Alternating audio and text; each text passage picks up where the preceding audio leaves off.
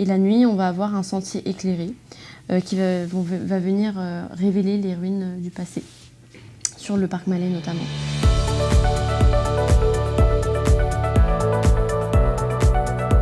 Mon projet se situe du coup sur le versant nord du plateau d'Angoulême. Il s'agit d'une traversée piétonne qu'on trouve là et qui va faire appel au vocabulaire de l'Ascension afin de relier la vallée industrielle de la Charente au plateau historiquement médiéval.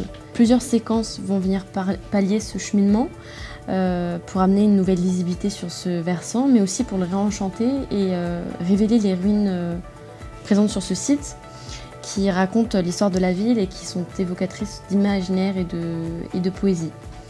Alors sur ces séquences, dans ces grandes séquences, on va partir, si on part de la vallée, du parvis du musée de la bande dessinée.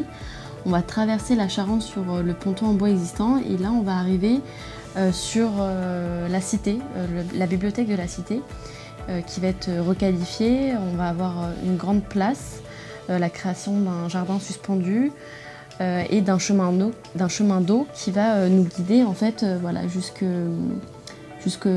parc Malais.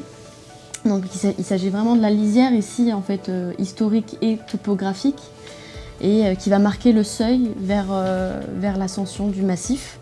Et enfin on va arriver sur la place du Petit Beaulieu qui va vraiment incarner le promontoire de la vallée et qui va venir faire écho dans sa matérialité et dans ses usages à la place au parvis du musée de la BD.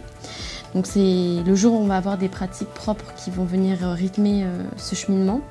Et la nuit, on va avoir un sentier éclairé qui va venir révéler les ruines du passé, sur le parc Malais notamment.